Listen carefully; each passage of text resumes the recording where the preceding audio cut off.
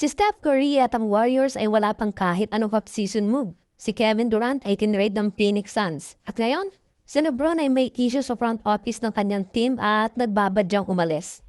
At tatlong players na yan na dahilan ng away ng madaming Pinoy NBA fans ay unti-unti nang nawawalan ng relevance sa liga. Hindi may tatanggi na sa edad nilang 36, 37 at 40, ipapalag pa ang mga stats ng tatlong to. At literal na mas maganda pa ang mga stats nila kahit sa ilang mga batang superstars na yun.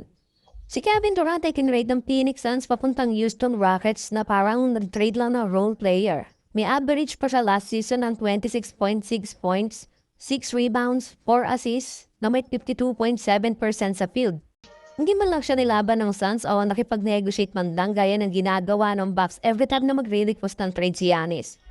Hindi na talaga tulad ng dati na pag may KD ka na sa team mo, supporting cast na lang ang hahanapin ng team para ipalibot sa kanya. Habang ang Golden State Warriors ay nahihirapang maghanap ng trade partner o free agent na mapapapirma sa team nila. Si Hal Horford na nga lang ang option nila pero si Horford ang pinagpipilian ay magsasign sa Warriors kung magre-retiro. Samantalang noong 2015 to 2020, untahan ng Warriors nang gustong magkaroon ng kampyonato. Madaming gusto makipag-teammate kay Curry dahil wala naman siyang ego at never siya nagpa-trade ng ka-teammate niya. Pero ngayon, sinisisi na madaming Warriors fan si Mike Dunleavy dahil parang wala daw itong ginagawa para i-improve ang roster nila. Pero wala nga ba talaga? Dahil I'm sure binang GM ng team, sinubukan niya ang lahat.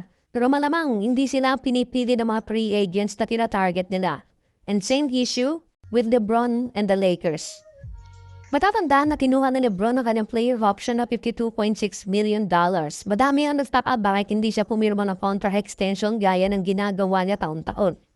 Pero sa pinaka-Lakers na report, wala naman to talaga ginoffer ang Lakers na extension para kay LeBron. Ano nga naman ang pipirmahan niya? Nasundan na yon ang issue na hindi daw nasabihan si LeBron about sa pagdebenta ng franchise. Pero na-inform si Luka. May mga meetings na si Luka lang kasama at hindi nakasama si James. Ayon sa report, naiintindihan naman daw ni LeBron na kailangan niya nang ipasa ang torch. And in fact, ginawa niya na dati kay Anthony Davis. Pero this time, yung process ng transition ang hindi nagugustuhan ni LeBron. At isa pang tinuturong dahilan ay dahil wala doon nakuhang big name sa free agency ang Lakers. Dahil nagtitipid o naghahanda para sa future. Well, it doesn't make sense nga naman since meron kang LeBron, Reeves, and Luka sa team.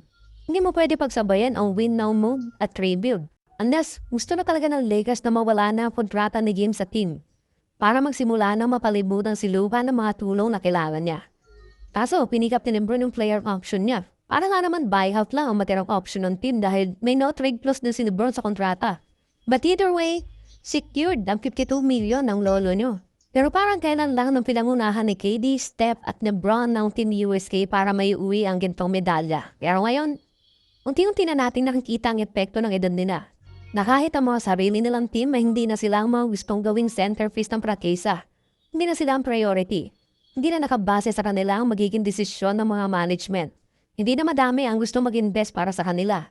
Ang mga teams ay nakatingin na sa future at hindi na sa kayang ibigay ng tatlong yan ngayong parating na season o sa susunod na taon. But at the end of the day, ang NBA ay isa pa ring business. At ganun talaga. Ang magagawa na lang natin ay enjoyin ang mga natitira nilang taon sa liga. Please follow or subscribe and always stay clutch. Peace.